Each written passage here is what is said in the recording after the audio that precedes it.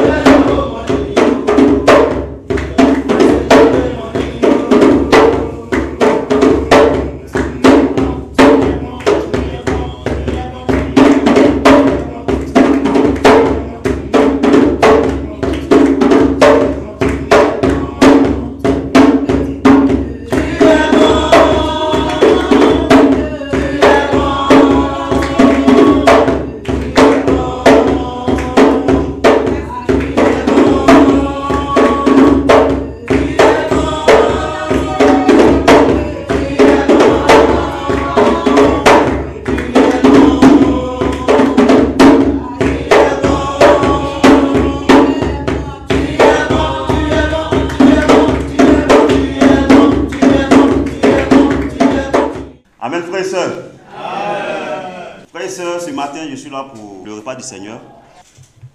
Prions. Père Céleste, Dieu de gloire, Dieu de bonté, Dieu glorieux. Ce matin, c'est une grâce pour moi, Seigneur, de me tenir devant toi. Tu me connais bien. Tu connais qui je suis. Tu connais tout sur moi, Seigneur. Je n'ai rien à te cacher. Ce matin, c'est une grâce pour moi, Seigneur, d'être ici dans ce lieu, Seigneur, pour te glorifier. Et aussi, Seigneur, c'est une grâce aussi à mes frères et sœurs d'être ici dans ce lieu. Et j'ai pris ce matin que toi-même, Papa, tu sois content de tout. Père, viens nous encourager à travers ce passage. Père, encourage tout et chacun de nous ici, Seigneur. Père, moi le premier également, Seigneur. Père, j'ai besoin de toi, Seigneur, dans ma vie. Parce que sans toi, je ne suis rien. Sans toi, Seigneur, je ne peux rien faire, Seigneur. Père, ma vie t'appartient. Tout t'appartient, Seigneur. C'est pourquoi ce matin, je t'invite, Papa, à ce temps, pour que, Père, tu puisses, Papa, venir nous encourager ce matin. Enfin, Père, ton nom soit glorifié. Père, tu es bon. Tu es bon. Tu es bon. Parce que c'est grâce à toi que Père, nous sommes en vie. Bénis ce temps et sois content de tout. On est déjà prié. Amen. Frères et sœurs, on ne va pas aller trop loin. Nous allons partir dans le livre de Philippiens. Philippiens 2. Frères et sœurs, mon petit titre de thème du message, c'est juste un petit message. Ayons le comportement de Jésus. Frères et sœurs, pourquoi j'ai choisi ce thème? Nous sommes des disciples de Jésus. Et en tant que disciples de Jésus, nous devons faire les choses que notre Père a fait. Nous sommes des disciples de Jésus sur cette terre. Frères et sœurs, c'est une grâce pour nous d'être appelés enfants de Dieu. Et nous allons partir dans le livre d'Éphésiens 2 et Philippiens 2, verset 5.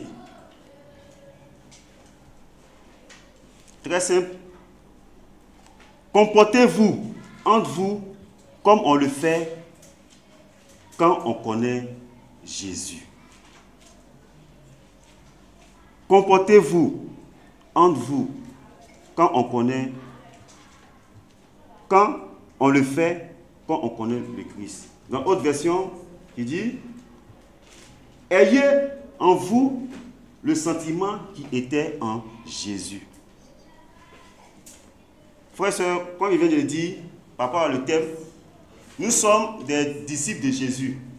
Sur cette terre, nous représentons le Christ. Frères et sœurs, c'est l'apôtre Paul qui encourageait le peuple de Philippe, ici, de ne pas baisser les bras. Frères et sœurs, les frères et sœurs de Philippe ont fait un don lorsque l'apôtre Paul était en prison. Mais malgré ça, avant ça, pendant ce temps, frères et sœurs, les frères et sœurs de Philippe, eux aussi, ils étaient dans les moments difficiles aussi. Mais malgré dans les moments difficiles, frères et sœurs, ils se sont manifestés dans les prières, dans les dons à leurs frères Paul qui était en prison. Donc le frère Philippe et le frère Paul, frères et sœurs, encourageaient le peuple de Philippe à ne pas baisser les bras. Amen, frères et sœurs. Amen. À ne pas baisser les bras, d'être toujours fidèle à Dieu. Frères et sœurs, ce que je dis ici est que malgré que le peuple de Philippe était aussi en difficulté, frères et sœurs, il y a toujours des difficultés dans l'église. Mais malgré les difficultés, malgré les soucis, ces frères et sœurs ont eu des pensées, des regards. Ils ont fait aussi des dons à l'apôtre Paul lorsqu'il était en prison. Frères et sœurs, est-ce que lorsque nous passons des moments difficiles, est-ce que nous manifestons aussi notre reconnaissance envers les autres personnes? Le passage nous dit que nous devons avoir les mêmes sentiments qui étaient en Jésus.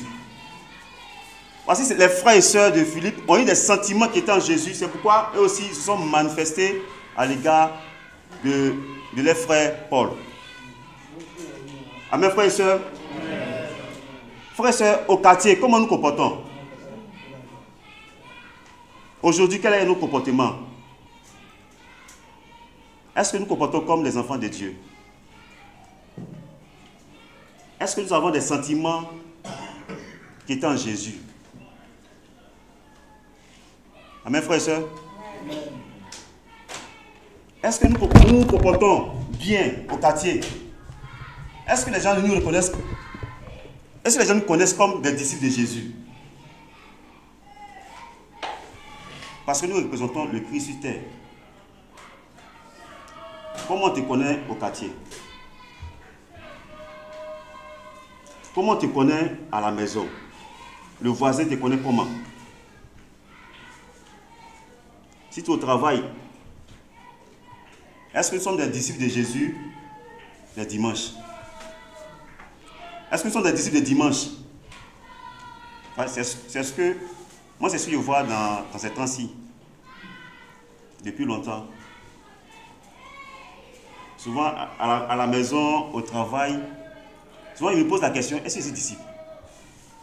Parce que, avant, je me comportais comme des disciples, comme un disciple de Jésus.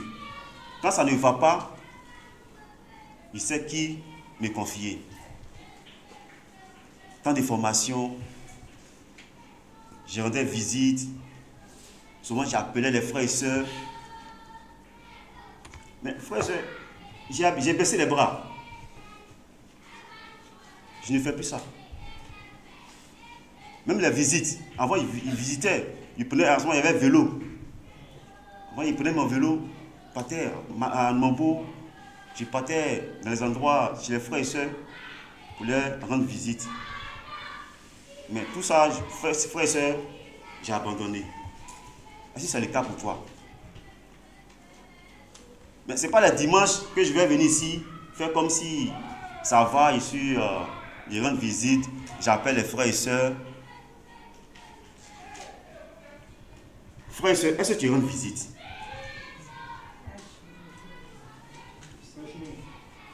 Est-ce que tu rends visite?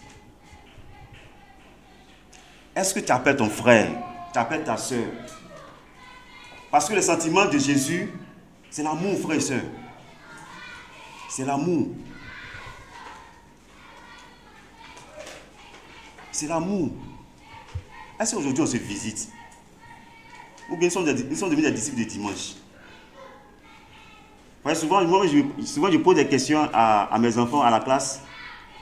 Parce que les dimanches à la classe, ils font comme s'ils sont sains, ils sont sérieux, ils sont sages. Mais à la maison, ce n'est pas le cas.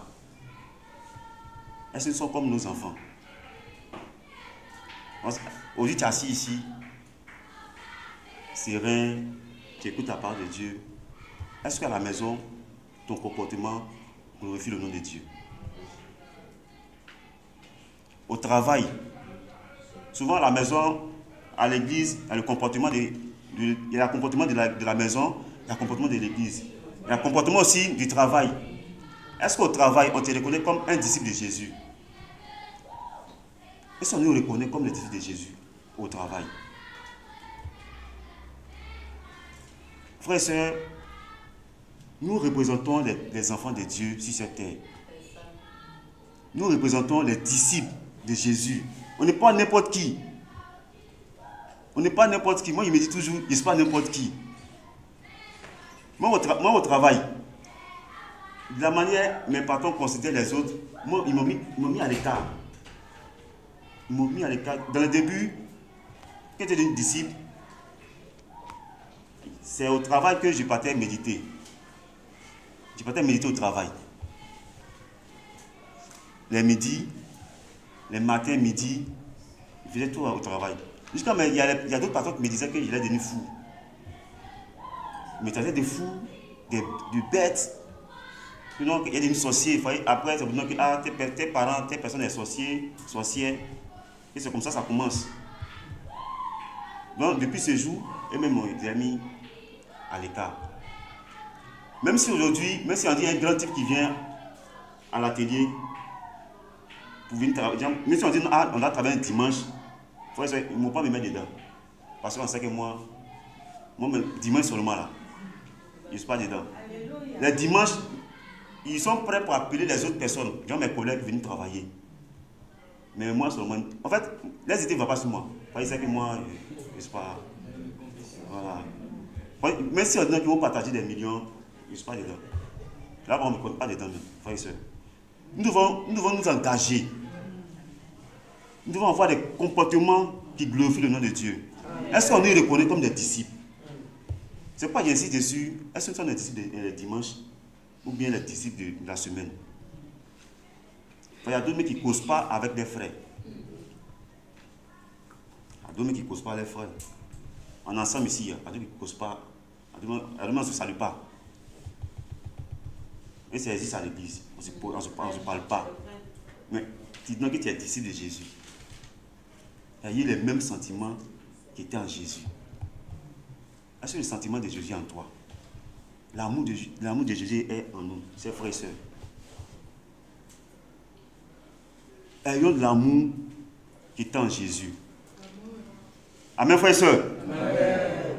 Donc le passage dit, comportez-vous entre vous comme on le fait quand on connaît Jésus. Comment nous devons comporter entre nous, frères et sœurs?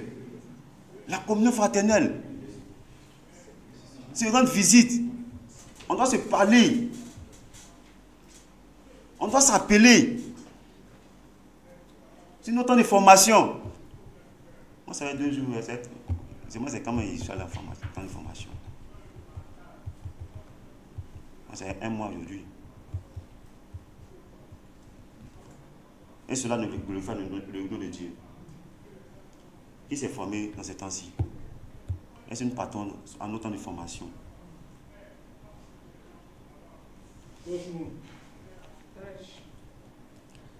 Quand il y a des visiteurs à l'église, est-ce qu'on s'approche d'eux pour donner notre amour? Vous voyez, c'est quelque chose à remarquer. Si tu es venu avec ton visiteur, c'est pour toi seul.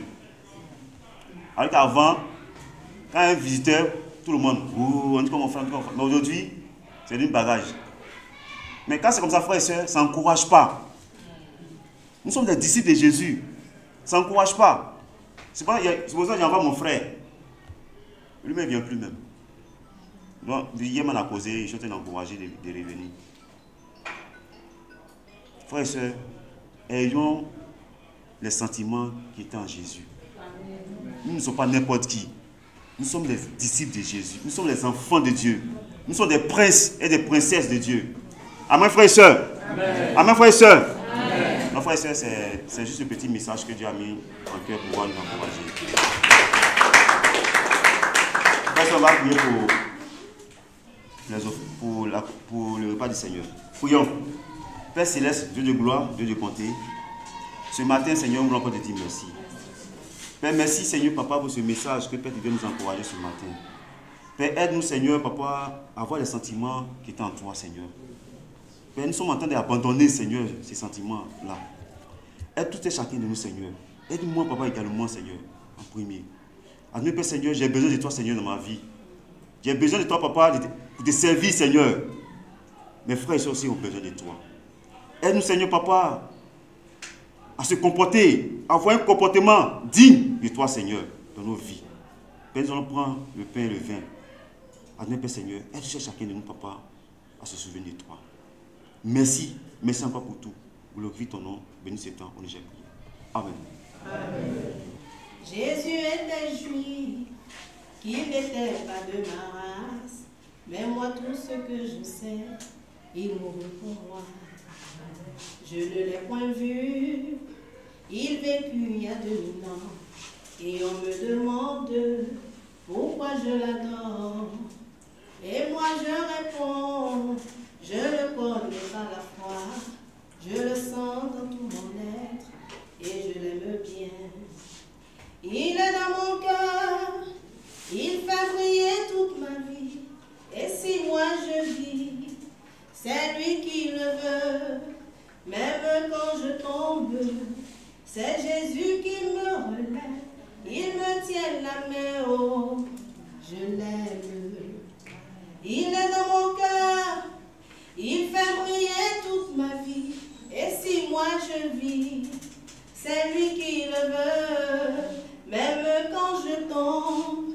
C'est Jésus qui me relève, il me tient la main, oh, je l'aime. Il me tient la main, oh, je l'aime. Beaucoup me disent que cet homme de l'an 33 avait bien promis qu'il devait revenir. Eh bien, dis donc, nous sommes 2025. Quand est-ce qu'il reviendra? Mon âme le témoigne, ça s'accomplira. Je dirai partout et je crierai avec joie le nom de Jésus, Jésus de la croix. Il est au-dessus, nul ne peut le dépasser. Il me tient la main, oh, je l'aime. Il me tient la main, oh, je l'aime. Il est dans mon cœur, il fait briller toute ma vie. Et si moi je vis, c'est lui qui le veut, même quand je tombe. C'est Jésus qui me relève, il me tient la main, je l'aime. Il me tient la main, je l'aime. Il est dans mon cœur, il fait briller toute ma vie. Et si moi je vis, c'est lui qui le veut, même quand je tombe. C'est Jésus qui me relève, il me tient la main, je l'aime. Il me tient la main, je l'aime. Il me tient la main, oh, je l'aime. Amen. Amen. Bonjour chers frères et sœurs. Comment ça va? Je suis là ce matin pour les collectes. Sans plus tarder, prions.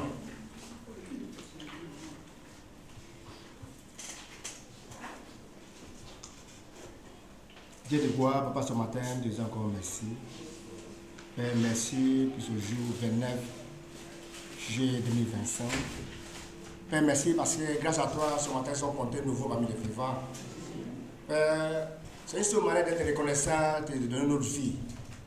Une seule manière de reconnaissant et de dire merci, c'est à travers le temps, à travers nos présents chaque culte. Parce qu'aujourd'hui, nous sommes là ce matin parce que nous sommes trop forts, fortes. C'est parce que Père, on a trop prié. C'est parce que Père, on est saint au Dieu. C'est pas ta grâce au Dieu. Mais donne-nous au Dieu de comprendre que chaque jour, on est venu d'être reconnaissant pour toi, reconnaissant pour la vie, reconnaissant pour une famille, reconnaissant pour l'église que nous avons fait. Père, nous les autres, Dieu, grâce à l'église, nous sommes mal aujourd'hui. Les autres, grâce à l'église, ils ont un boulot. À travers l'église, Père, on sait comment parler les gens, formation, reproche, amour. Donne-nous, Père, de ne pas être ingrat, d'être reconnaissant pour l'église. Merci pour tout. Aujourd'hui, Père, ce moment où on parle de collègues, donne-nous de donner nos cœurs d'abord, de donner nos l'argent, de donner nos temps, pour qu'en tout chose, honneur doit te lever. Nous sommes là pour t'adorer, nous sommes là pour te louer. Utilise-nous, passe par nous, pour que nos vies, nos vies te portent la gloire partout, à la maison, au travail. Merci, merci ce matin. Utilise-moi, Dieu, ce n'est pas digne. Il va être collègues. Passe par moi, on va encourager tes peuples à donner ce pour ta gloire. Sois béni, sois loué. Nous allons prier. Amen. Amen. Frère, il y a un petit passage juste pour vous encourager.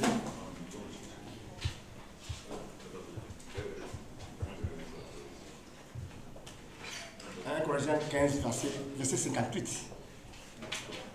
1 Corinthiens 15, verset 58. Et la Bible dit ceci.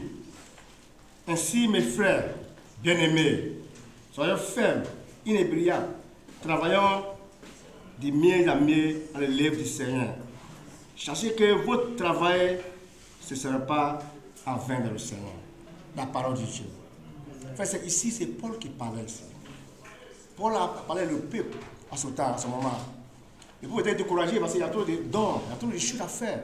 Comme aujourd'hui, par exemple, il y a mi-semaine, il y a DB, il y a collecte, il y a beaucoup de choses. Il y a collecte spéciale. Il y a un frère, les frères perdent leurs parents, il faut les soutenir, il faut payer collecte. Il y a beaucoup de choses. Parfois, on peut décourager sans dire un mot. On dit, bon, il y a trop de collectes. Tu vois, il faut soutenir un frère, un sœur qui a un besoin. Tu vois, donc, frère, c'est comme aujourd'hui. Dieu passe par moi ce matin pour nous encourager, ne pas décourager. De donner, il faut donner. On n'a pas besoin de donner, être milliardaire pour aider un frère ou une sœur. Dieu nous appelle, comme mon frère a prêché. Tu vois, non? Jésus, il a donné tout. Nous aussi, notre part, frère, on a besoin de donner. D'abord, donner notre temps et donner l'argent. Frère, on doit avoir le temps pour Dieu. Comme mon frère a parlé, ce n'est pas dimanche seulement, chaque jour. On doit donner notre temps à Dieu. On doit donner l'argent pour Dieu. Tu vois, on n'a pas besoin de décourager. Ça, je vous encourage, c'est vrai, les temps sont difficiles, il y a beaucoup de choses qui passent aujourd'hui, mais on a besoin de ne pas décourager. Parce que la Bible dit, Nombre 23, verset 19, que Dieu n'est pas un être humain qui ment. On veut dire, non, on a trop fait les choses.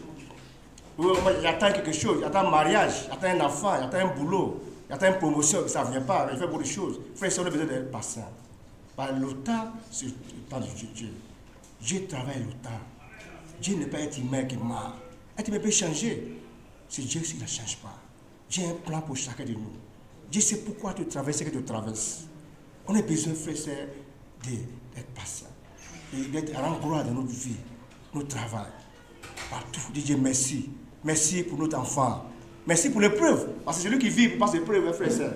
Lui qui est mort là, non, il ne pas mis l'épreuve. C'est le jour qui vit, c'est l'épreuve.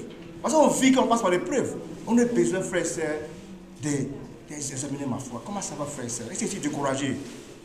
Est-ce que je suis toujours reconnaissant pour les choses de Dieu? Même c'est visible. Examiner ta vie. Est-ce que c'est reconnaissant toujours avec Dieu? Parce que parfois, quelquefois, il n'est pas découragé. Tu vois, souvent, comme on dit, on t'appelle, frère, on ne va pas venir au kit, il dit non, ici à Boaké. Parce que tu téléphones, tu peux être à côté de nous, il dit à Boaké. Mais qui sait? Dieu. Tu vois, quand on fait au kit là, Dieu est fier, Dieu est content. Quand on est montré, Dieu est content.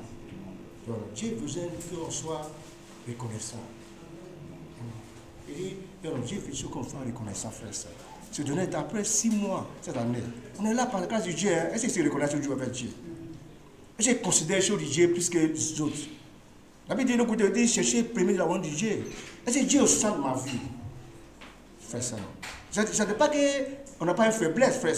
Comme la Bible dit dans Romains, tu vois, non. Tant qu'on vit dans la chair, là, on a une faiblesse. Mais on a besoin de faire un effort pour plager, quelle que soit nos faiblesses. Frère, on doit travailler plus que jamais. Parce que souvent qu'on partit, on avait début jeudi, on parlait de frère, mes gars. Mes frères et sœurs mariés, il m'a dit que moi, chez nous, petit frère de ministre du Côte d'Ivoire, il n'était pas malade. C'est-à-dire que non, frère, on a besoin de travailler. Parce qu'il est bien. Il est reconnaissant pour la vie. Même pour essayer de voir l'homme-même, il est reconnaissant. Il n'est pas découragé. Découragé, on dit bon, il n'y a pas l'argent, on dit payer. Non, c'est Dieu qui donne l'argent. C'est Dieu qui donne un boulot. C'est Dieu qui donne tout. Donc, frère, je nous encourage en avantage encore d'examiner et faire des mises à mieux à l'œuvre du Seigneur. Payer collecte, c'est l'œuvre de Dieu. Frère, aider un frère, c'est l'œuvre de Dieu. Aider un sœur, c'est l'œuvre de Dieu aussi, frère. Même si le frère n'est pas ton ami, mais est-ce qu'on n'a pas besoin d'être ami pour aider un frère ou une sœur? Il s'est ami telle personne. Non, en tant que frère et sœur, si on a les moyens d'aider, on doit aider pour la gloire de Dieu. Donc, prions pour nos collectes. Père Céleste, oh Dieu Tout-Puissant, ce matin, nous t'a dit merci encore une fois. Merci pour ce moment. Nous t'a dit de donner, de ne pas décourager, de donner. Donne-nous le cœur qu'il faut. Parfois, Père, oh Dieu, on peut décourager. Parce que moi, on ne dit pas, mais à travers nos réactions, on voit que quelque part, on a baissé des bras. Pardonne-nous toutes les fois, oh Dieu, toutes les fois qu'on n'a pas pardonné. Tu donnes-nous désormais de quitter ici, encourager à comprendre que non, quand tu as dit, Romains, Nombre 23, verset 19, que tu n'as pas être humain qui ment. Être humain peut dire que les choses changent. Tu dis que tu as un plan de chacun de nous. Tu sais que tu sais tout à l'avance. Donne-nous de te faire confiance. Donne-nous de faire te lever avec nos cœurs, avec toutes nos pensées. Donne-nous de donner nos temps, donner nos l'argent, pour qu'en tout chose, Dieu, honneur, gloire te revienne. Bénis ce moment, nous allons prier. Amen. Amen.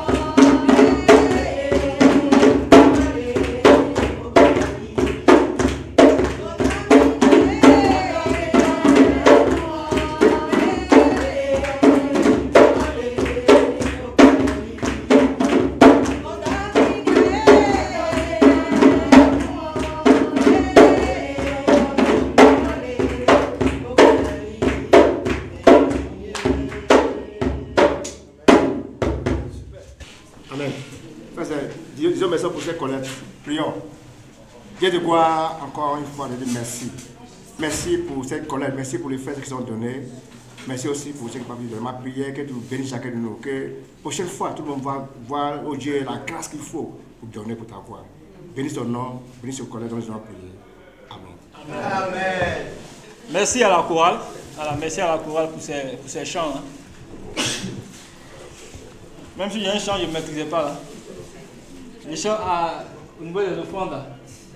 C'est en guéri. Là, je ne voyais rien. C'est quoi, ça attire, mais c'est guéri. Ah, je ne voyais rien. J'étais bleu comme ça. Et ça, il faudrait qu'on apprenne. Très beau chant. Merci également aussi à ceux qui sont passés. À James aussi pour l'offrande. Et également aussi à Raphaël qui, avec ces enseignements qui sont très profonds, nous encourager véritablement à nous fixer sur Jésus et avoir ses sentiments. Donc baissons la tête et prions. Père, ce matin, nous te disons merci. Tu as dit il est bon pour des frères de demeurer ensemble. Cela découle tes bénédictions. Nous ne pouvons pas, Seigneur, Père de gloire, cerner comme toi tu le veux toujours toutes tes bénédictions que tu fais dans nos vies. Peut-être on a prié pour des sujets que nous attendons depuis longtemps. Nous ne voyons pas les résultats. Alors que Père, chaque jour, tu déverses tes bénédictions dans nos vies. Et Seigneur, le fait même, Seigneur, d'avoir le salut, c'est la plus grande bénédiction qu'un homme puisse avoir sur la terre. Merci parce que tu nous as rachetés, non avec de l'argent ou de l'or, mais avec le sang précieux de Jésus. Seigneur, et nous sommes infiniment reconnaissants de t'appartenir à ton royaume, Seigneur, d'être citoyen céleste. Et encore ce matin, nous voulons, encore une fois de plus, Seigneur, te rendre grâce. À travers ces chants depuis ce matin, à travers ces pas de danse, à travers notre cœur, nous voulons toujours, Seigneur, Père de gloire, te remercier, Seigneur. Merci de continuer à nous bénir. Seigneur, de continuer, Père de gloire, à nous transformer, de continuer à nous fortifier. Beaucoup sont découragés, ont perdu des êtres chers. Mais Seigneur, tu es le Dieu qui est fidèle, tu es le consolateur par excellence. Nous les hommes, nous ne savons pas, Père, encourager comme il le faut, mais toi tu as les mots justes. Parle, encourage tes enfants, Seigneur, qui passent par des moments difficiles. Merci, Saint-Esprit, de continuer d'être à l'œuvre pour ce culte, Seigneur. Père, je vais partager un message, et Seigneur, tu as porté le choix sur moi. Mais Père, toi, tu veux, à travers moi, passer pour encourager chacun de tes enfants ici, fortifier ton Église. Je prie que ce message, Seigneur, nous fortifie nous tous. Parce que moi-même aussi, j'ai besoin d'apprendre. J'ai besoin aussi de mettre ta parole en pratique, Seigneur. Continue, Seigneur, à œuvrer dans nos vies. Seigneur, continue, Seigneur, à nous fortifier. Continue, Seigneur, Père de gloire, à accomplir toutes tes actions. Seigneur, tes projets dans la vie de chacun de tes enfants, dans ton Église, et qu'en toutes choses, la gloire, l'honneur te reviennent. Au nom de Jésus, nous avons prié. Amen. Amen. Précédemment, on avait parlé des 7 obstacles à l'évangélisation. On avait parlé précédemment de cela. Donc c'est dans cette même dynamique-là que nous allons aller ce matin. Sur les 7, par rapport à ça. Toujours sur l'évangélisation. L'évangélisation durable. C'est ce thème que nous allons aborder ce matin. Amen. Donc, qui ici se rappelle un peu des 7 obstacles dont on avait énuméré? Si vous vous rappelez un peu de quelques obstacles, vous citez pêle-mêle.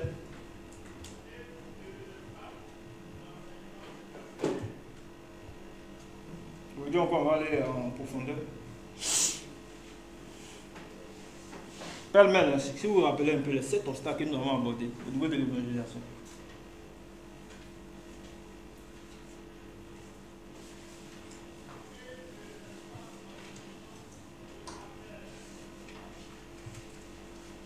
Qui a quelque chose à dire?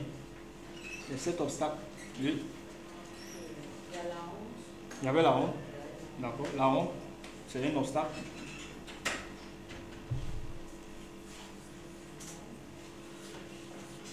Oui. Le manque d'intégrité. C'est-à-dire, on peut faire allusion à notre témoignage. Voilà, selon notre témoignage, comme notre témoignage, vraiment, il y a un déséquilibre dans notre vie et puis notre profession. On dit qu'on est chrétien, ça fait que c'est un frein aussi à l'évangélisation. Oui, ça fait 2, c'était cet obstacle. Ça fait 2. Oui, un autre obstacle. Je vais vous rappeler un peu.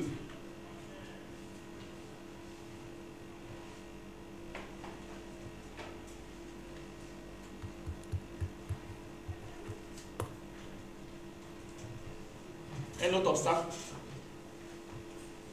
Un autre obstacle.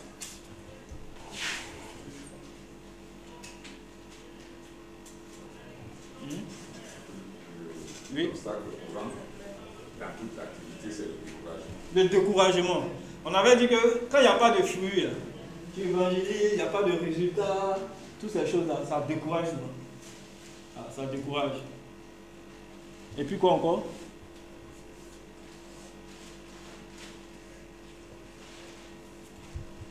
Oui. La mauvaise relation qui existe entre nous et les autres. Et les autres. D'accord. La mauvaise relation entre nous et puis les non-chrétiens. Lorsqu'on n'a pas de relation de qualité avec les non-chrétiens, cela aussi peut être un frein à l'évangélisation. Merci à Dieu. Oui. La méditation. D'où découle aussi le manque de relations avec Dieu. Comme on n'a pas le manque de relations avec Dieu, quand on a le manque plutôt de relations avec Dieu, quand on n'a pas une bonne relation avec Dieu, ça fait qu'on ne peut pas vraiment avoir l'énergie, on ne peut pas vraiment être enthousiaste. Vous voyez? Et ça aussi, c'est un obstacle.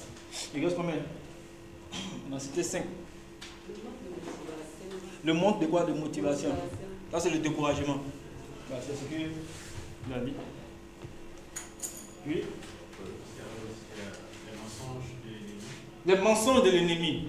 Parce que certains, il va toujours nous culpabiliser. Toi-même là, tu vas évangéliser là même. Hein? Toi-même là, tu n'as pas encore fini de travailler ton caractère là. Et puis c'est toi qui vas partir évangéliser. Donc, Satan aussi, c'est un menteur. Son objectif, c'est de nous décourager. Oui? Le péché. Le péché aussi. Voilà, le péché aussi, c'est un obstacle.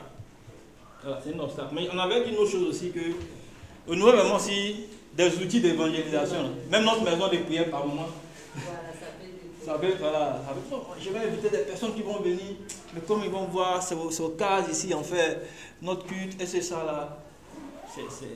C'est vraiment bien sérieux d'envoyer quelqu'un ici. Donc tout ça, ça peut nous décourager. Mes frères et sœurs, ce qu'il faut comprendre, c'est que quand on fait quelque chose, il faut savoir pourquoi tu fais. Alors, quand tu connais un peu la cause, la raison, ça vraiment t'aide vraiment à vraiment t'investir à long terme. Nous savons que, frères et sœurs, cela dépend de la souveraineté de Dieu. Pourquoi on a des baptêmes, ce n'est pas de notre propre. Voilà. C'est Dieu qui décide. C'est Dieu qui appelle. Donc Dieu également aussi est souverain. Il a dit en Jean 6, verset 44, il dit personne ne vient de Jean 6, verset 44, personne ne vient de lui-même à moi. Il ne peut venir que si le Père qui m'a envoyé ne l'attire, et moi je le ressusciterai au dernier jour. Amen. Donc ici, on voit Dieu est souverain. C'est Dieu qui ajoute. Donc nous, ce que nous devons faire, nous devons persévérer. Nous ne devons pas nous décourager. Pourquoi nous évangélisons aussi? Parce que c'est un mandat. C'est un mandat que Dieu nous donne pour un chrétien. C'est un mandat. Voilà. On connaît un peu les ambassadeurs. Quand ils viennent dans un État, ils ont un cahier de charges. Voilà. Ils ont un cahier de charges que le président leur donne. Il dit voici ce que tu dois faire comme activité. Voici ce que tu dois faire. Voici comment tu dois présenter le pays. Et c'est comme ça aussi, nous en tant que disciples, nous sommes des ambassadeurs. En tant que des missionnaires de Jésus, Dieu nous a confié le salut des âmes. C'est pourquoi nous évangélisons. Parce que c'est un mandat. On a le mandat de missionnaire. Amen. Mais également, en tant que témoin, nous sommes aussi appelés à raconter aux autres ce que Dieu a fait pour nous. Pourquoi nous devons évangéliser? Parce que nous devons montrer aussi aux gens ce que Dieu a fait pour nous. Voilà, comment Dieu nous a pris d'où nous on venait, d'où nous étions plutôt. Dieu nous a pris. Il nous a fait sortir du péché, il nous a fait sortir de beaucoup de choses. Et quand tu témoignes de ces choses aux gens, ça touche aussi les cœurs. Une âme vraiment qui est vraiment très puissante, c'est notre témoignage. Quand tu es venu quelqu'un, puis tu parles, tu rends témoignage comme ça. Avant même d'ouvrir la Bible, souvent, ça touche. Ah, mais les gars, non, celui-là, il a pu sortir dans ça. C'est pas moi. Celui, il était gangster. Il est sorti dans ça. Aujourd'hui, il est devenu quelqu'un vraiment d'honnête. Il est devenu une bonne personne. Moi aussi, je peux changer. Donc, mon témoignage aussi est vraiment quelque chose d'important.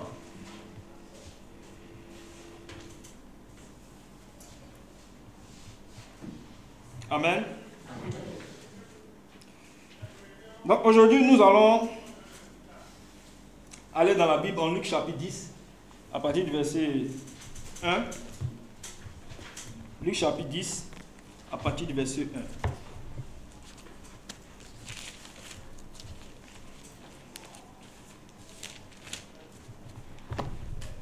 Après cela, le Seigneur désigna encore 70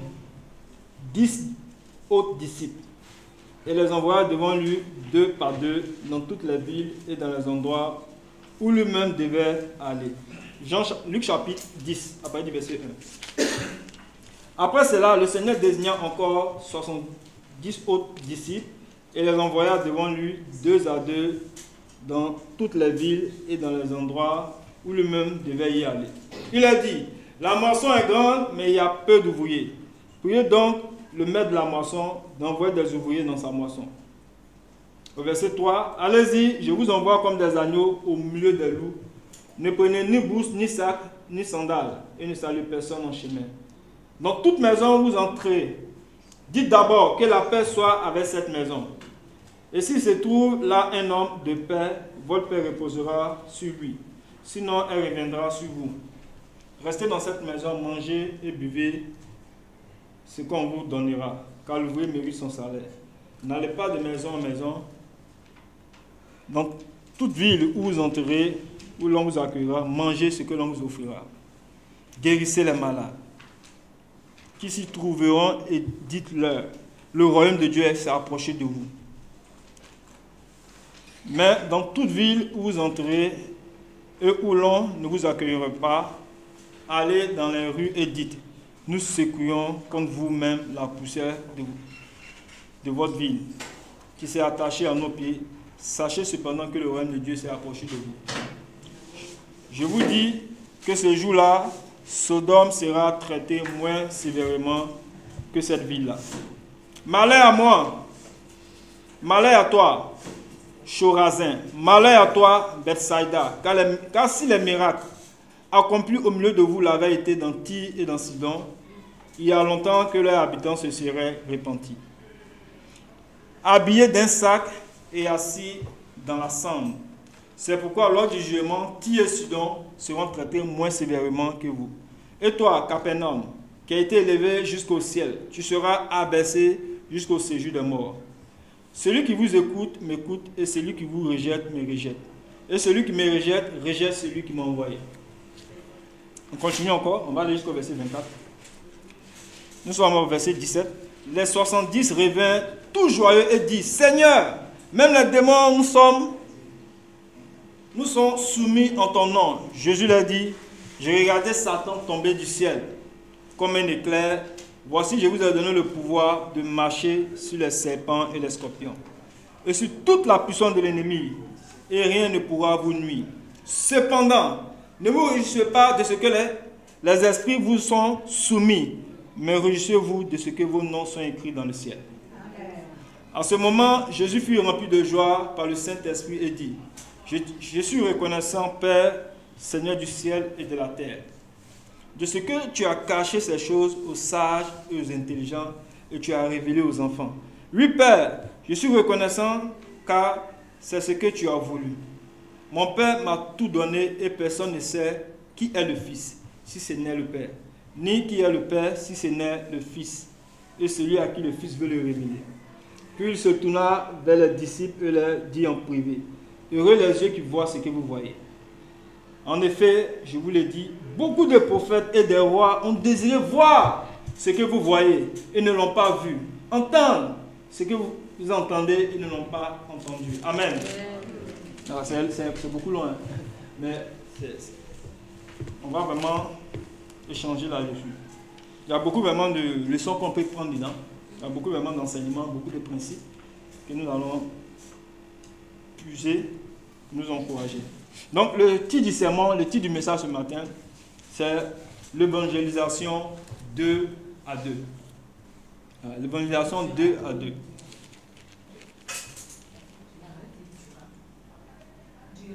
L'évangélisation 2 à 2. Voilà, l'évangélisation 2 à 2 pour un développement durable. L'évangélisation 2 à 2 pour un développement durable.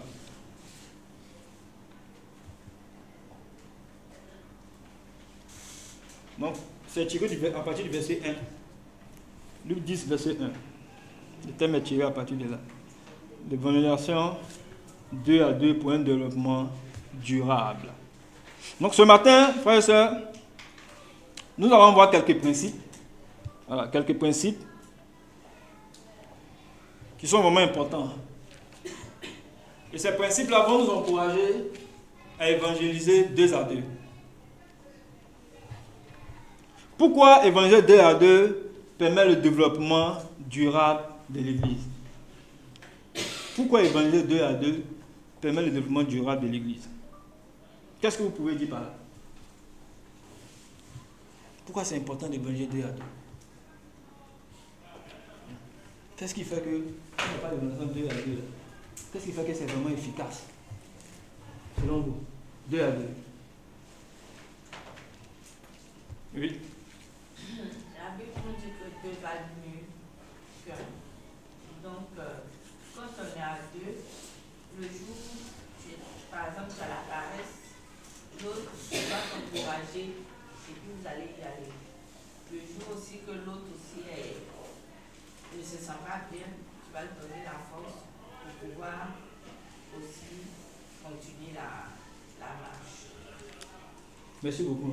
Je vais prendre ça sur le plan. Être à 2, d'abord, Dieu est parmi vous. Parce que là, il dit, vous êtes à 2 ou 3, je suis là. Oui. D'abord, Dieu est là, donc vous êtes 2. Et à 2, vous encouragez. C'est-à-dire, vous faites mieux. C'est-à-dire, vous êtes. Bon, lui qui ne sait pas. Dans le contact n'est pas donné à tout le monde. Donc, pour eux, c'est facile. L'autre, c'est pas facile. Mais quand ils voient l'autre aller, ça l'encourage aussi à faire. Et ça fait que ça, il apprend et ça reste. C'est comme les frères habitaient ensemble, ou peut-être tu as l'appareil de méditer à 5h du matin, et tu te réveilles et tu vois l'autre en train de méditer. Il faut être mort spirituellement pour aller dormir. Tu es obligé de te mettre à l'œuvre. Donc, à 2, c'est plus encourageant. Merci beaucoup, mon gars. Merci beaucoup. Oui. L'un des frères, on a parlé de la honte. Et à 2, je pense qu'on brise la honte. Parce que tu te sens soutenu par ton frère et ta soeur qui est là. Et c'est facile pour toi de t'adresser à quelqu'un. Et si la personne à qui tu t'adresses là est violente de quoi avec celui qui a côté de toi, pour arriver à cerner. C'est important. Merci beaucoup. Qui d'autre?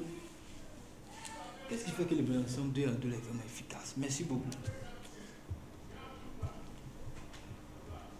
Qu'est-ce qui fait que c'est un moment plein de vie? 2 à 2, on se complète. Oui. Parce que ce que tu as oublié, l'autre peut, même si on lit un passage, chacun a sa façon de comprendre. Donc, je vais expliquer à notre invité, je peux oublier des choses, l'autre aussi va ajouter.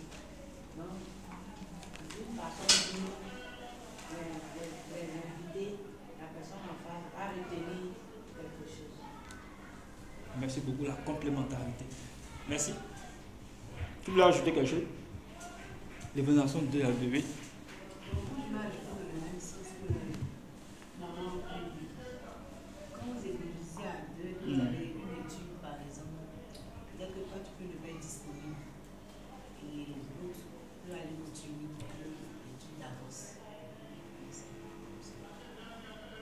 Très bien. Bon, il y a quelque chose. La Bible nous dit que chacun a un don. Donc, pour une amitié, il y a peu de pasteurs, des temps, tout dans tout compagnie. Donc, chacun de nous a un don bien précis. Ou l'autre peut-être plus se sent plus à l'aise, la deuxième personne ne peut pas se sentir plus à l'aise. Ça veut dire que deux personnes à deux, là où l'autre est un peu faible, l'autre est fort.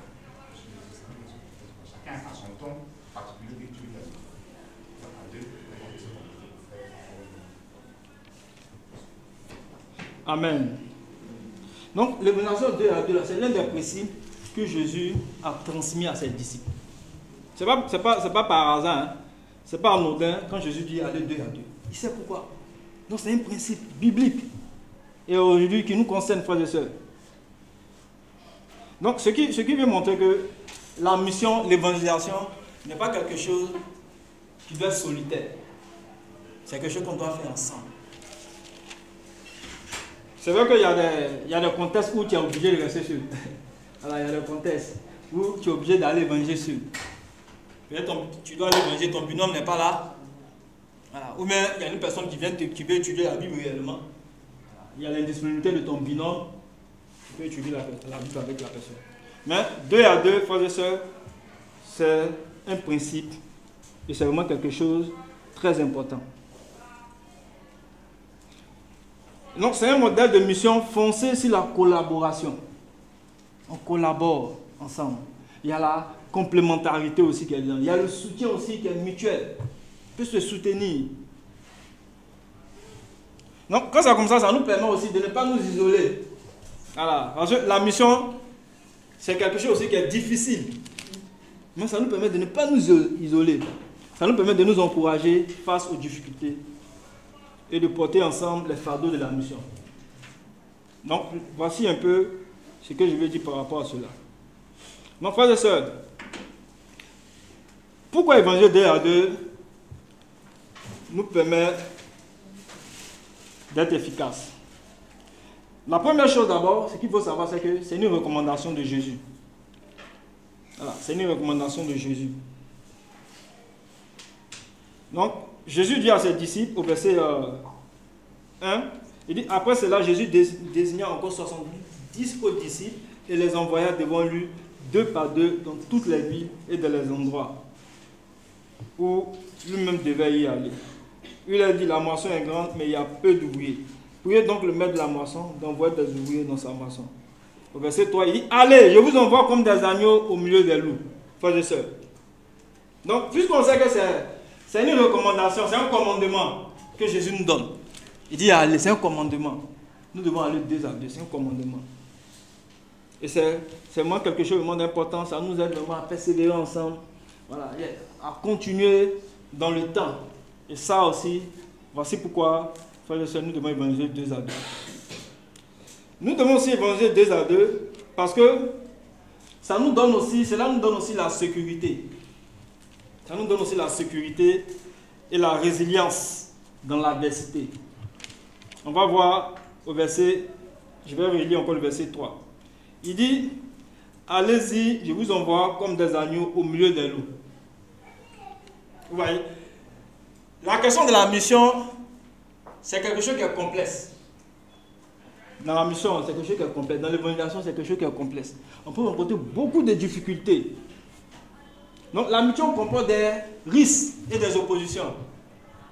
Il y a beaucoup de risques dans la mission. Il y a des oppositions qu'on peut rencontrer. On peut avoir des oppositions spirituelles. Ça peut arriver. Souvent, même quand tu finis d'étudier la Bible avec les gens, et même tu vas sur le terrain, mais c'est là maintenant, il y a les défis qui viennent dans ta vie. Il y a les attaques, comme on les dit. Il y a les attaques. Parce que lui, avec qui tu vas échanger là, tu ne connais pas son passé. Tu ne sais pas d'où il vient.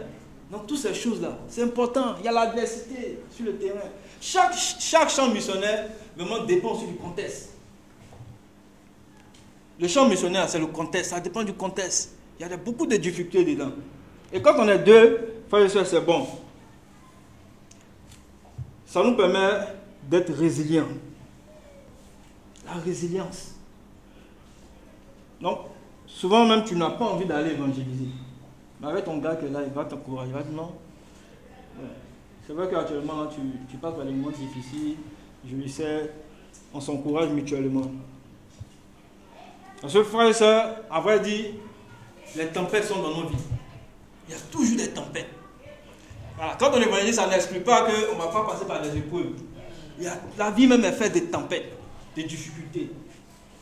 Donc toutes ces choses-là, quand vous êtes ensemble, tout n'est pas évangélisation, mais quand nous sommes ensemble, là, ça nous encourage. Parce que tu vois que le problème qui est en train de traverser, il y a quelqu'un qui est dans ta vie, également aussi, il a l'information. Et il va t'encourager aussi pour pouvoir te relever. Amen. Donc cette solidarité permet de traverser les tempêtes sans abandonner. C'est essentiel pour le développement durable de l'Église. Il y a des gens, par exemple, qui ont commencé des missions, qui sont partis dans des missions très compliquées. On te voit, par exemple, dans un pays 100% islamique. Mauritanie, mais le Niger. Ah, là-bas, c'est d'autres réalités. Hein? Ces gens qui ont fait ces genres de missions, il faut les respecter. Il faut les respecter. Ce sont des terrains difficiles. Très difficiles. Ou même tu peux tenter d'évangéliser, tu dis, mon gars, qui t'a donné l'autorisation d'évangéliser ici? Il y a des États là, on n'empêche pas dans la rue. Voilà. Un pays, par exemple, tu vas partir par exemple en Inde. Ah, là-bas, là, c'est un autre monde. Hein. Là-bas, voilà, tu n'as pas venu nous empêcher dans la rue. Il y a des pays où les chrétiens sont persécutés. C'est difficile. Difficile. Tu ne peux pas dire aux gens que tu es chrétien. Tu ne peux pas dire à cause de la persécution. La persécution est forte. Et c'est difficile. Donc, quand nous sommes deux, frères et sœurs, ça nous permet aussi d'être résilients. Même quand on n'a pas envie, les gens vont l'autre va nous encourager. Frère, vraiment, allons. C'est vrai que présentement, tu passes par des moments difficiles, mais il ne faut pas désespérer. Allons ensemble. Et selon temps même là, tu constates qu'il y a des luttes aussi dans ta vie, le péché, toutes ces choses-là. Quand vous êtes deux, vous en parlez. Ah, voici ce que je vis présentement. Et tu exposes cela, puis la personne est là, puis t'aide, il t'encourage. Même quand on tombe, c'est important d'aller deux à deux.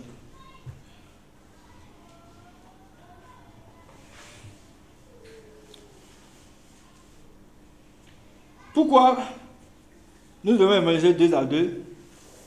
Parce que cela donne aussi la crédibilité et la puissance de notre témoignage. Vous savez, pour que l'évangélisation aussi soit crédible, quand on est deux, ça fait que les gens aussi, ils prennent conscience aussi que c'est une bonne chose. Voilà. Ils prennent conscience que c'est une bonne chose. Et même quand on va dans la tradition biblique, la Bible dit que le témoignage de deux personnes est nécessaire pour établir la véracité de quelque chose. Quand on lit Deutéronome chapitre 19, verset 15, le témoignage de deux personnes là, c'est vraiment quelque chose qui est vrai. C'est vrai. Deutéronome 19, verset 5. Donc en envoyant les disciples deux à deux, Jésus a su que le message est crédible et véritable. Voilà, ce message est crédible et véritable. Donc cela aussi donne le poids à l'annonce de l'évangile. Ça donne du poids, ça donne de la crédibilité. Et quand c'est comme ça, les gens prennent ça au sérieux. Ils prennent ça au sérieux. Cela donne aussi, frères et sœurs, ça permet que nos communautés sont fondées sur la vérité et la confiance. Parce que souvent, quand on va avec aussi la communion fraternelle, hein. Quand il y a les caravanes, par exemple, d'évangélisation, on vient, voilà, les gens viennent, ils voient un peu le groupe, ils voient la communauté, toutes ces choses-là, ça encourage. Ils voient comme les gars, ils voient comme les frères et sœurs, ils sont vraiment joyeux, toutes ces choses-là, ça rend crédible.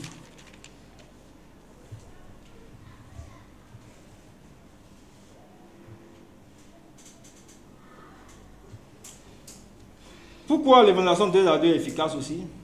Parce que frère aussi, c'est aussi un moyen de formation et de transmission des capacités. Et tout à l'heure, vous avez dit ça. Hein? Voilà, tout à l'heure, vous avez dit ça. Parce que c'est un moyen de formation et de transmission des capacités. Luc 10, verset 2.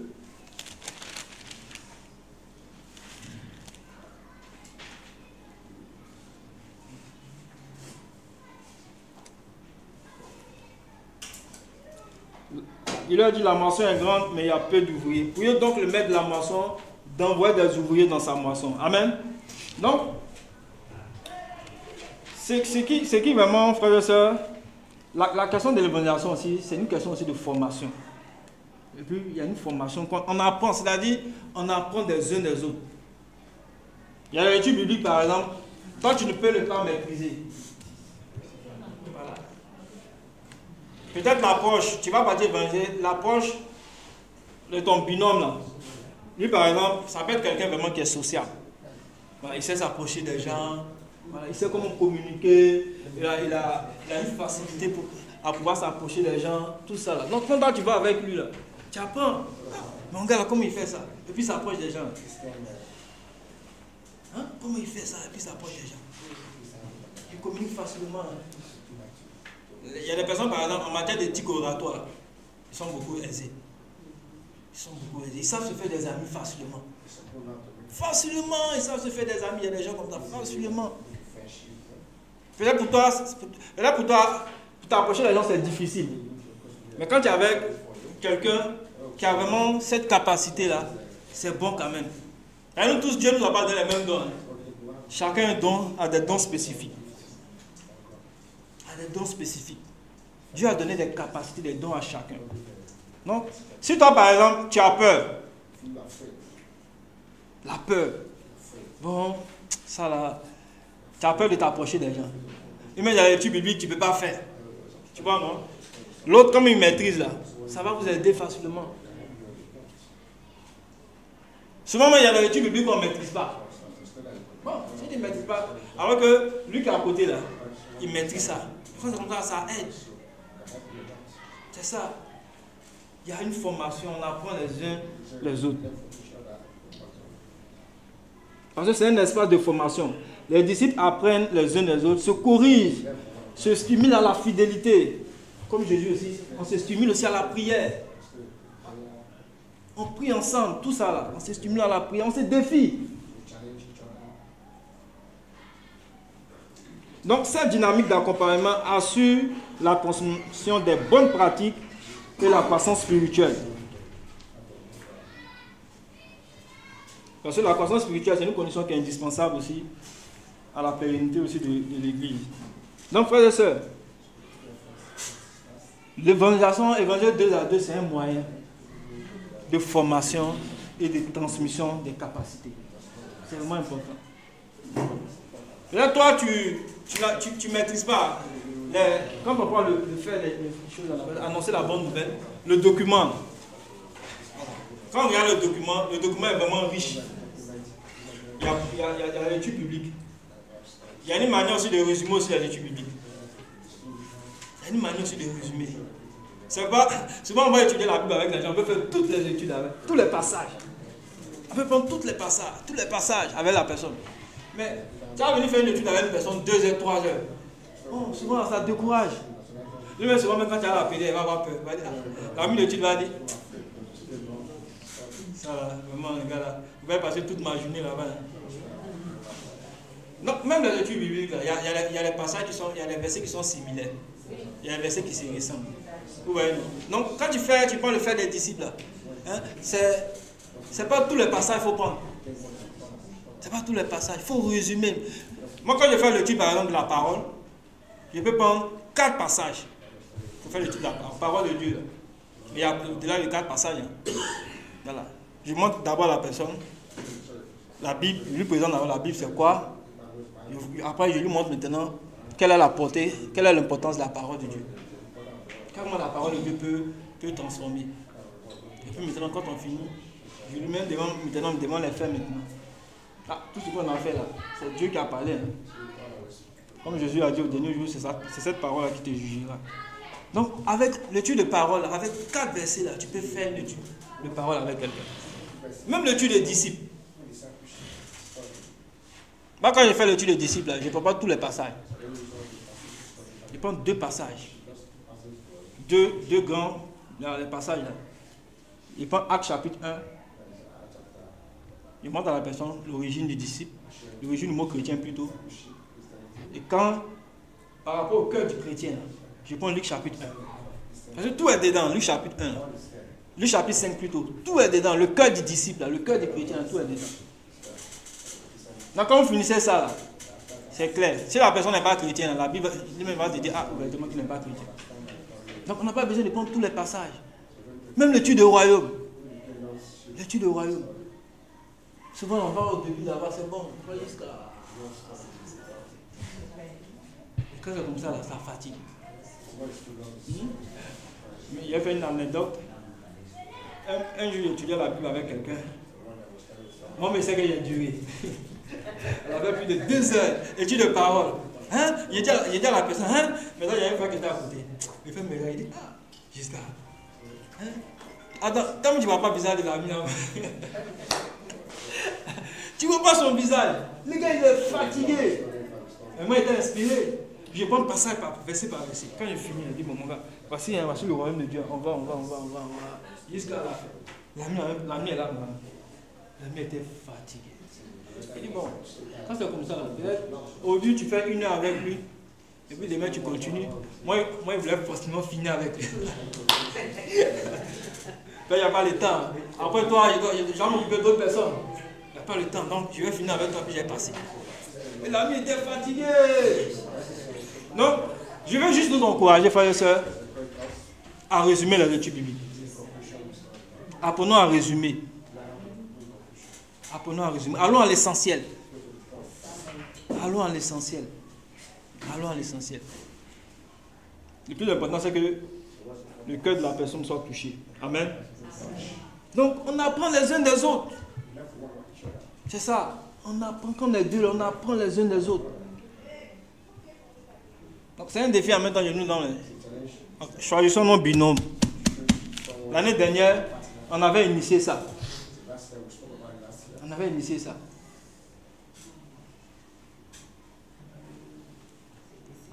Souvent, quand tu veux prêcher seul, même dans la rue, là, tu vas, puis quand tu es seul, puis tu veux prêcher, c'est pas facile, hein? Mais quand ton gars est là, tu es chaud. Ton gars est là, tu es chaud. Il y a le feu. Il y a le feu. Il y a le feu. C'est pas facile, mais quand on est ensemble, frères et sœurs, on va loin. Amen. Seul, on va plus vite, mais quand on est deux, on va plus loin. Non, c'est juste une manière vraiment de nous encourager, frères et sœurs, à répondre les défis de Binouma. Retournons à cela, c'est important. Retournons à cela.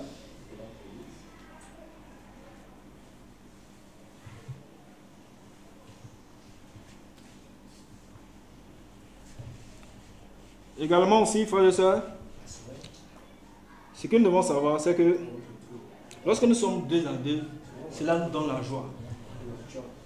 Nous donne la joie. Et l'encouragement mutuel, frères et sœurs, ça encourage aussi, ça nous encourage et ça favorise aussi la multiplication. Quand on lit ce passage, Luc chapitre 10, verset 17, la Bible dit que les 70 revinrent tout joyeux et disent, Seigneur, même les démons nous sommes soumis en ton nom. Vous voyez? Ils reviennent de la mission. De retour, ils sont contents. Ils étaient heureux. Parce que lorsqu'on est ensemble, là, frère, tu vois ton frère, tu vois son engagement, ça t'encourage aussi. Ça nous encourage aussi. Donc il y a une joie qui est partagée et ça stimule aussi la motivation. On est motivé quand on voit l'engagement de l'autre. Ça nous motive.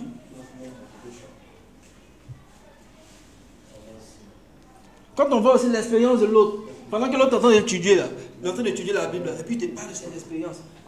Voilà, il raconte ça. Quand en écoutant, on s'est dit, mais mon frère là vraiment, oh, il a des expériences avec Dieu. Hein. Ça stimule aussi l'encouragement, ça nous motive. Ça nous motive, ça stimule l'encouragement. Et quand c'est comme ça, ça nous aide à voir un peu comme la personne aussi là. Voilà. Face aux gens, comme il interagit, toutes ces choses-là, ça nous permet aussi de voir tout ça. Donc, il y a l'encouragement, la joie que ça nous apporte. C'est-à-dire que souvent, quand tu finis de prêcher, là, tu es content comme ça. Oh, tu as fini de faire une étude biblique, tu es content. Même si tu avais faim, même la faim en partie. Ah, il y a des moments comme ça, hein. Tu vas étudier avec une personne. Tu vois, tu finis d'étudier, tu n'as pas faim. Je ne sais pas si vous avez déjà ressenti ça. Hein. Tu n'as même pas faim. C'est-à-dire, souvent même là, tu es dans les difficultés, quand tu finis de passer du temps, que ce soit dans la prière ou autre, on est en train d'étudier la Bible avec quelqu'un, tu es relax, on dirait que tu n'as même plus de problème. Tu n'as plus de problème. C'est-à-dire, il y a une joie qu'on ne peut pas expliquer. Ça vient du fruit de l'esprit. Oui, non, ça vient du fruit de l'esprit. Ce n'est pas une question d'argent. Ce n'est pas une question d'argent. Mais quand tu sais que tu es en train d'aider quelqu'un, frère et soeur, il y a une joie inestimable que tu ressens au fond de toi. Il y a une joie qu'on ne peut pas exprimer. Amen. Frère et soeur, en résumé, Éphésiens 2:2 permet le développement durable de l'Église. Parce que cela favorise la persévérance, la résilience dans la mission. Ça aussi nous encourage à la crédibilité de nos témoignages. Et aussi, il y a une formation qui est continuelle des disciples. Et aussi, il y a la multiplication sur des ouvriers. Quand on est nombreux là, c'est bon. Ça, les gens voient que ceux-là, c'est du sûr. Il y a des communautés, par exemple, quand on regarde, moi je ne vais pas citer les noms, mais ce sont des modèles aussi qu'on peut copier sur. Quand ils vont évangéliser, chacun a son t-shirt. Voilà, chacun a son t-shirt. Ils sont là, la sono est là. Ouais, non. Ça reste à toujours envier. Ce sont des bonnes pratiques qu'on peut vraiment aussi imiter ça aussi.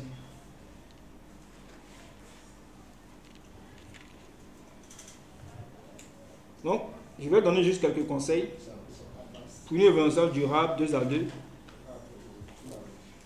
avant de nous laisser. Donc, on va voir quelques conseils. Le premier conseil, frères et sœurs, c'est ensemble, en tant que binôme, nous devons nous préparer ensemble dans la prière. Ça, c'est le premier conseil. Nous devons nous préparer ensemble dans la prière. Ça, c'est le premier conseil. Parce que le champ missionnaire, comme je l'ai dit tout à l'heure, c'est quelque chose qui est compliqué, complexe. Alors, nous devons nous préparer ensemble dans la prière, dans le jeûne. Dans la prière, le jeûne. Seulement tu vas étudier la Bible avec quelqu'un, quand tu finis là, voilà, tu reçois des attaques. Oui? Tu reçois des attaques. C'est pas facile.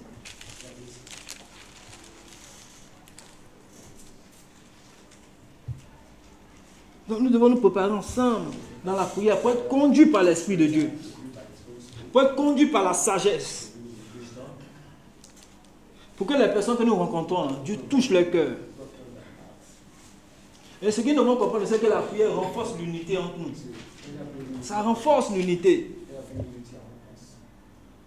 La prière renforce l'unité. Elle nous permet de dépendre de Dieu. Ça nous amène à savoir que ce n'est pas nous qui vont convertir des âmes. C'est Dieu. C'est pourquoi nous devons aller dans la prière. Prier. Prier pour ses amis de Dieu. Même avant d'aller même sur le terrain. Parce que tout n'est pas prédication. Souvent là, tu peux passer de bons temps dans la prière. Quand tu finis de passer de bons temps, puis Dieu met sur ton chemin des personnes. Moi, la plupart des temps où les personnes qu'on n'a plus converti là, la plupart des personnes, c'est 2 à 2. La plupart 2 à 2. Quand je fais le bilan personnel, hein, les personnes, vraiment, à la grâce de Dieu, j'ai pu étudier la Bible avec eux, ils sont devenus disciples. La plupart du temps, c'est 2 à 2. On finit de prier avec mon binôme et puis on va.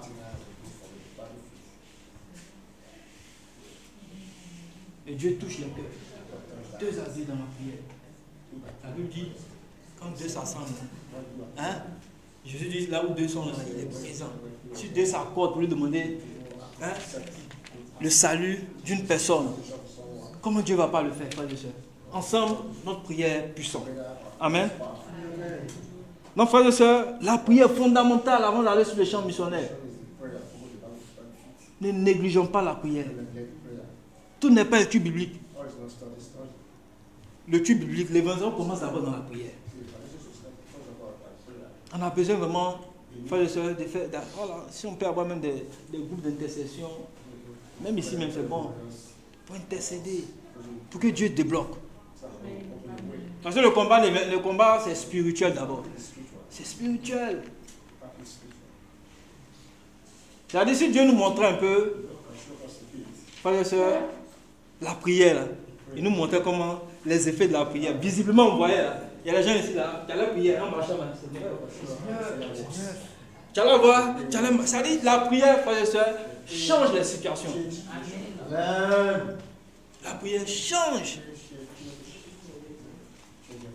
La prière est capable de changer tout.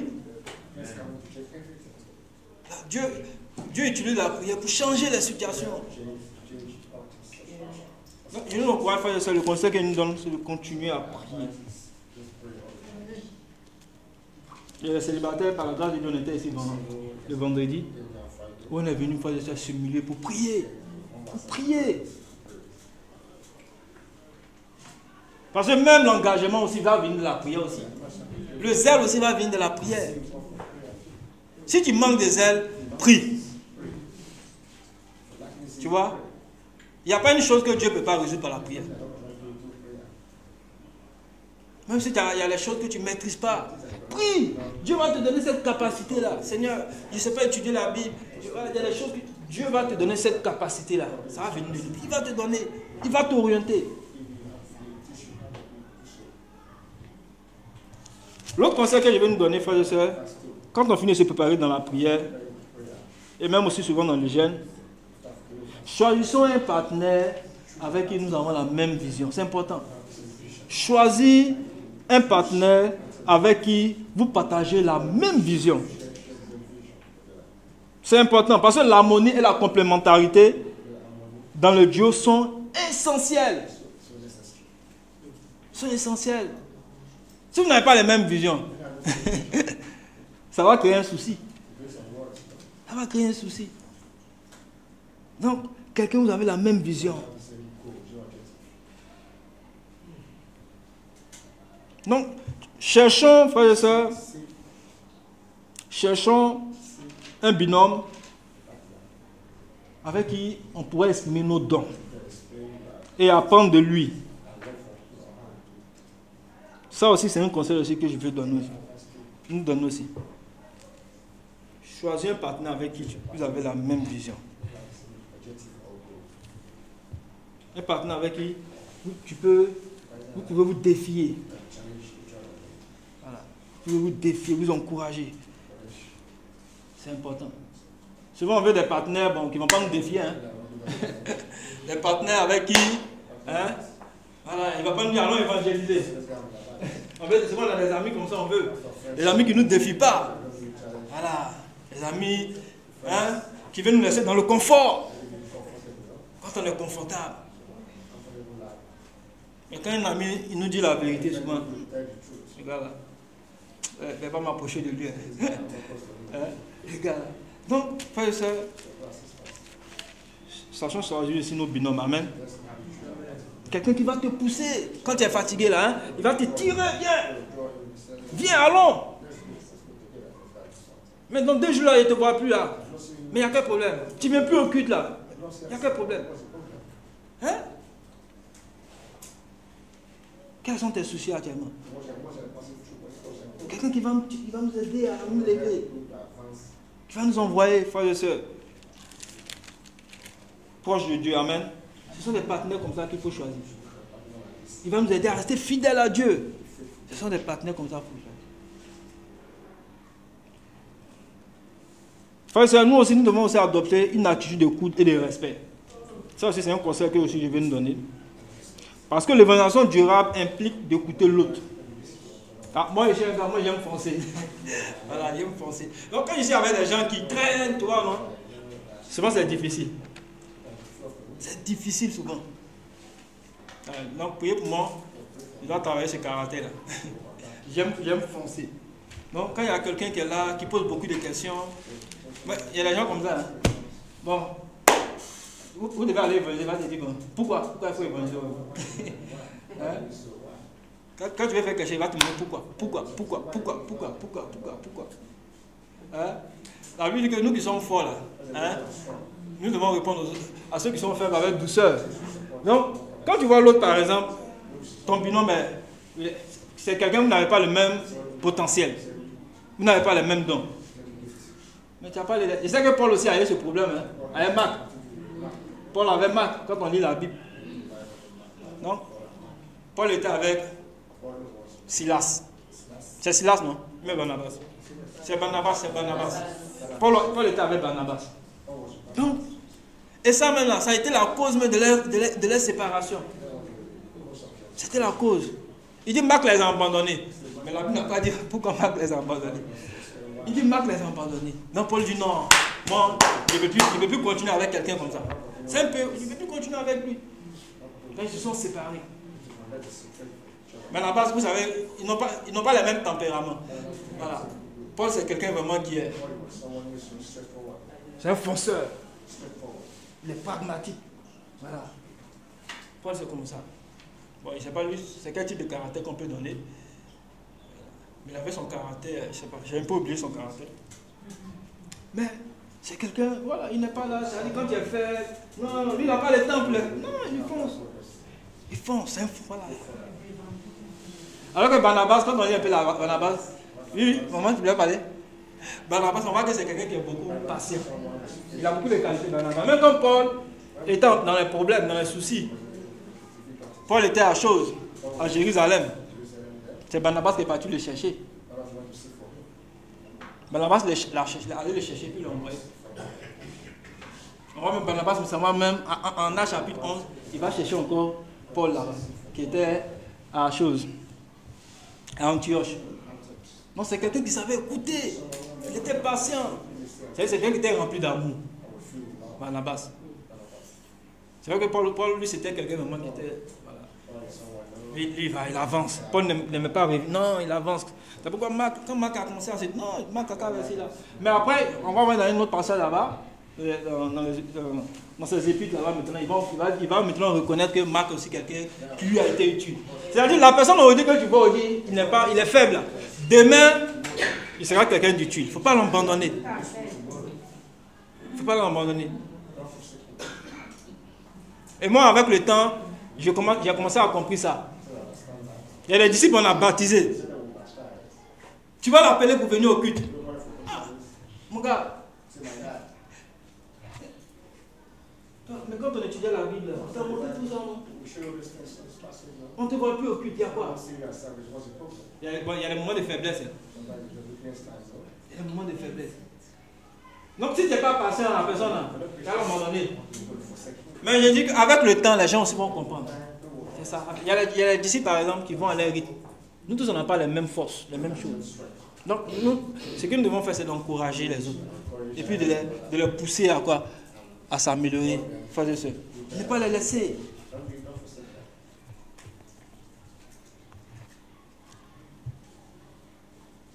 Frères et sœurs, nous aussi, nous devons aussi adopter une attitude, bon, j'ai dit ça, d'écoute et de respect. Être humble. Voilà. Nous devons être prêts à répondre avec douceur et humilité, sans nous imposer. Ça aussi, c'est important. Quand tu évangélises avec une femme, on sait que voilà, elle est mariée. Les femmes n'ont pas le même rythme comme nous. Ça, il faut comprendre. Voilà. Donc, par moment, il faut être patient. Parce que nous, les hommes, c'est la raison, on veut. Voilà. Alors que les femmes, il y a une manière aussi de les prendre. Amen. Donc, frères et sœurs, l'autre conseil aussi que je vais nous donner aussi, c'est que nous devons voir l'évangélisation comme un processus dont il faut bien gérer chacune des 4 étapes que j'avais citées auparavant. Les 4 étapes que j'avais citées auparavant, c'est pas audio, quand on avait échangé là, c'est que pour d'abord évangéliser une personne, pour que l'évangélisation soit vraiment quelque chose de vraiment d'efficace, d'abord il faut préparer le terrain. Si vous vous rappelez un peu, il faut préparer le terrain. Préparer le terrain. C'est-à-dire qu'il faut, frères et sœurs, labourer. C'est-à-dire, on ne peut pas le terrain par la prière, mais aussi par la relation avec les gens. Si vous vous rappelez un peu, il faut avoir la relation avec l'ami de Dieu d'abord. Mais aussi, quand on finit, il faut s'aimer, partager la parole de Dieu. Mais quand on finit de partager aussi, on s'attend aussi à récolter. Maintenant, quand on a fini de récolter aussi, il faut continuer à arroser la parole de Dieu. Même quand la personne sera convertie, ce n'est pas fini. Il faut l'aider vraiment, comme Jésus a dit, à rester fidèle jusqu'à la fin du mois. Non, frères et sœurs, un autre conseil aussi que je vais donner aussi, je crois que c'est le dernier conseil. Nous devons être persévérants et patients. Voilà. Donc, quand on sera 2 à 2, il va nous encourager à être persévérants et patients. Parce que souvent, le fruit ne vient pas immédiatement. Il y a des gens qui veulent étudier la parole de Dieu avec eux pendant 2 ans. D'autres, c'est 5 ans. Ça dure, hein? La conversion des gens dans ta vie, c'est quoi une relation durable? Quelque chose qui est durable. C'est pas parce qu'aujourd'hui tu as échangé avec lui que la personne aujourd'hui, tu vas te décourager.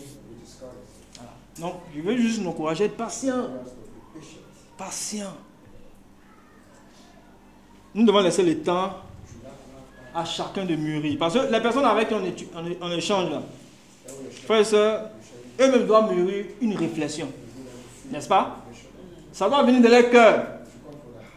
Voilà. Moi, quand il finit d'étudier, ils sont en train d'étudier la Bible avec eux, je demande toujours, pourquoi tu veux étudier la Bible? Pourquoi tu veux te faire baptiser? Pourquoi tu veux devenir disciple?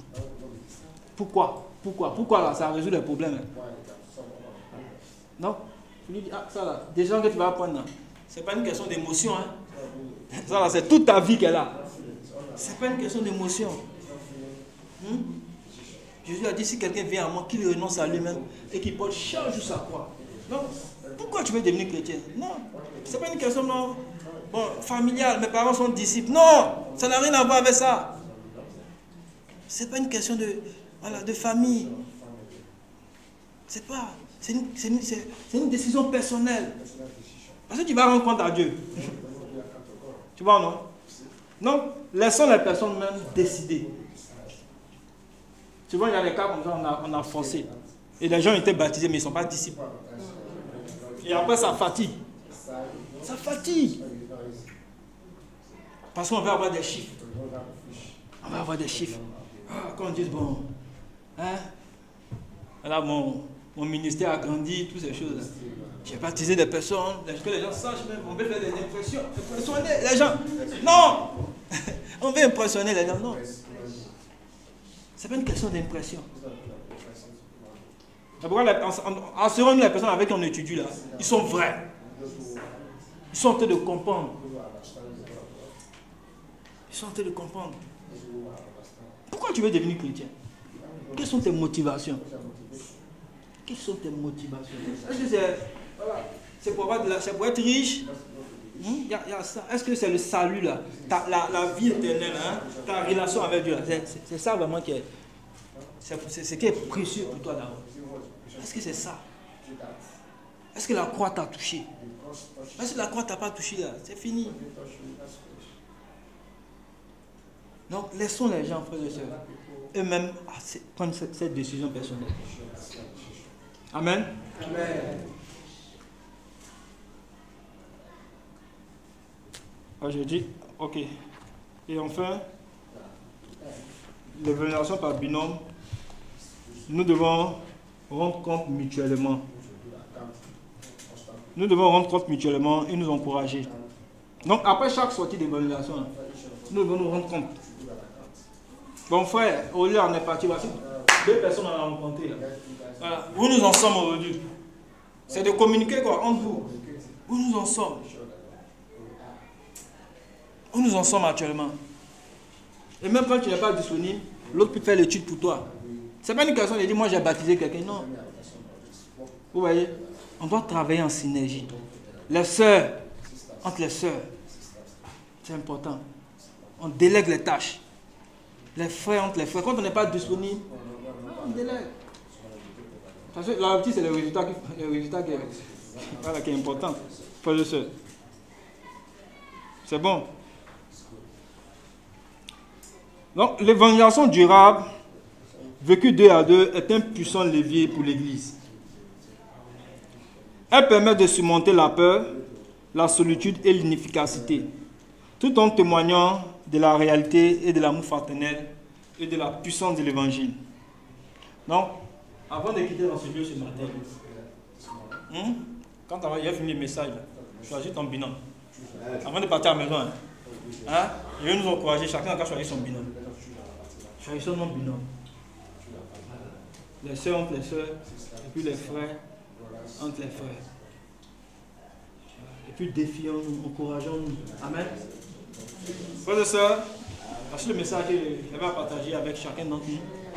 Que Dieu nous bénisse. Nous te bénissons pour ce matin, pour ce temps que nous avons eu. Seigneur, tu nous encourages à travailler ensemble.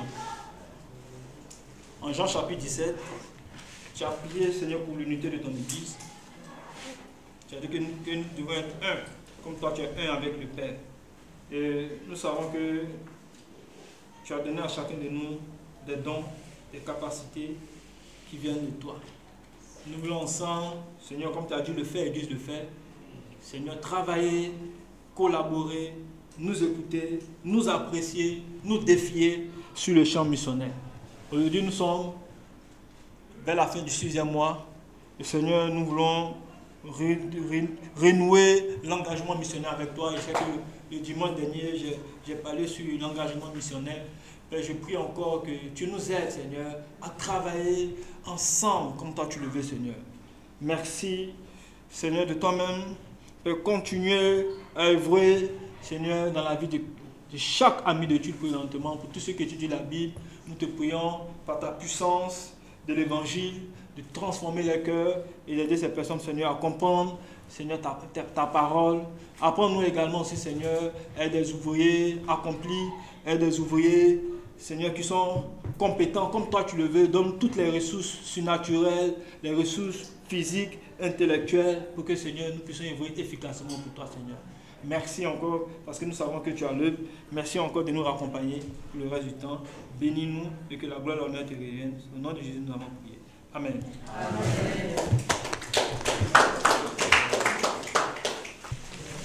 Bonjour frères et sœurs.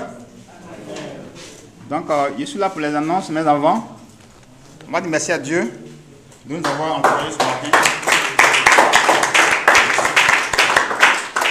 Merci beaucoup, cher pasteur, pour ces encouragements nourris d'espoir. Donc, comme je le disais tantôt, je suis là pour les annonces. Donc, prenez nos calepins. Nous allons prendre les annonces de la semaine. Donc, mercredi prochain, nous serons encore de retour ici, à partir de 19h, pour nos culs de mi-semaine. Et les jeudis, pour nos temps de groupe de famille, qu'on appelle communément DB.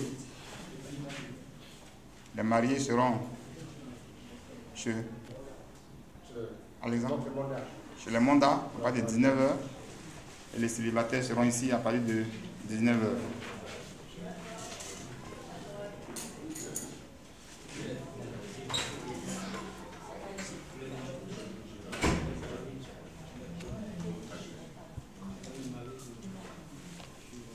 Ok, l'AG de l'église du Christ de Côte d'Ivoire.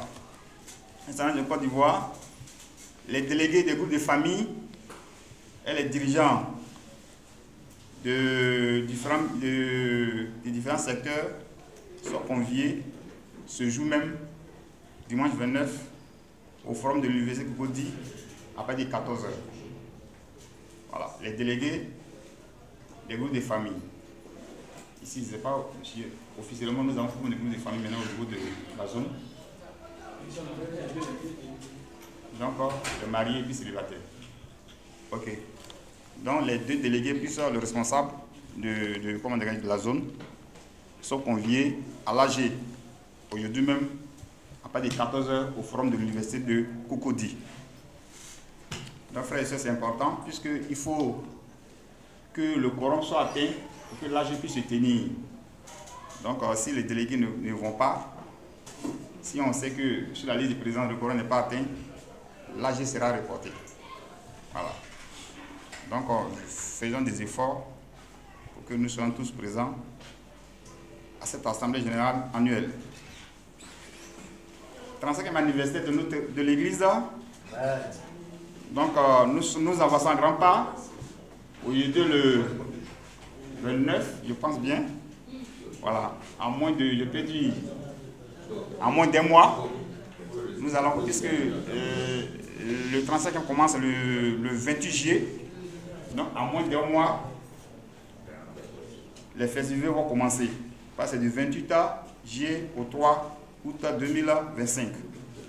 À cet effet, le dimanche dernier, les responsables de commission sont passés ici pour vous présenter les différents gagés et tout ce qui est en lien avec ce 35e anniversaire. Ils sont venus vous présenter le pagne, les polos. Le pagne wax coûte 8 000 francs le morceau. Le pagne Gonfreville coûte 4 000 francs le morceau. Les polos, il y a les polos de 8 000. Il y a les t-shirts qui sont à 5 000. Les sacs, 4 000. Grande gourde, 4 000. Les tasses à café que vous voyez devant la responsable de logistique, Maman Dobi, 1500. Les tasses, 1500. Les micro-serviettes, 500. Les serviettes, 1000 francs. Les blocs-notes, 2000. Les stylos, 500. Et j'en passe. Donc, pour toute information complémentaire, veuillez contacter Maman Dobi, tout juste en face de moi. Elle a tous les éléments nécessaires pour vous donner tous les détails de ce 35e anniversaire.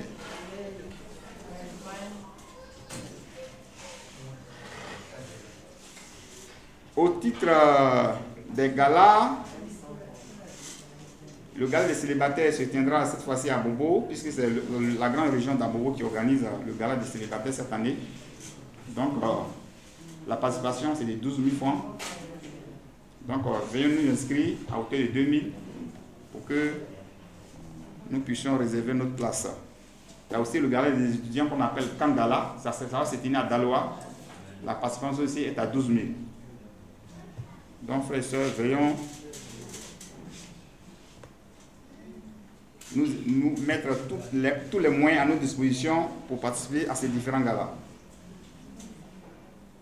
En même temps, pour parler des galas, il y a le ministère des célibataires qui organise ce dimanche même à Bobo une date géante à partir de 14 h aussi. Voilà. À partir de 14 h, la participation est de 2500 francs par personne. Donc, ceux qui sont déjà inscrits, ça sera tout à l'heure après le culte au niveau d'Abobo. Ok, requête de prière. Continuez de prier pour notre sœur Isabelle, qui n'est pas encore ce matin parmi nous.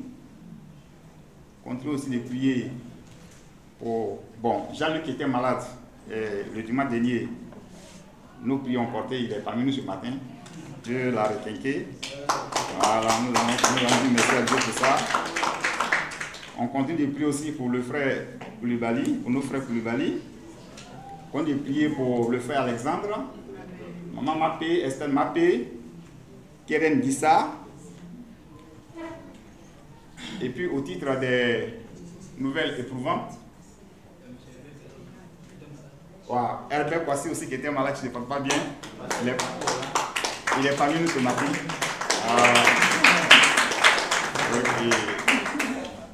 Au titre des nouvelles éprouvantes, continuez de prier pour nos soeurs maman Kofi Yvette, qui a perdu son grand frère. Je pense que les obsèques sont prévues en juillet. Voilà. Il y a aussi, le vendredi dernier, notre papa Monda a perdu son frère jumeau, je pense bien dans l'annonce que j'ai reçue, depuis le vendredi, voilà, au CHU de Treichville. Donc il est là ce matin parmi nous. Venons l'approcher pour l'encourager. Le vendredi 4 juillet, une annonce très importante à noter. Vendredi 4 juillet, nous aurons une nuit de prière ici même au Casme. L'heure nous sera communiquée certainement au plus de mi-semaine. Donc le vendredi prochain, ça sera le 4 juillet, nous aurons une nuit de prière. Pas une veillée, une nuit de prière. Voilà, donc une nuit de prière. L'heure vous sera communiquée au plus tard de 19h. Ok. Ok, on veut me faire savoir que l'heure c'est à 19h.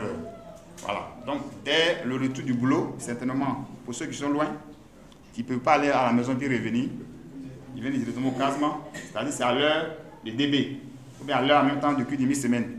Donc on se retrouve ici, donc bon, certainement 2h, 3h.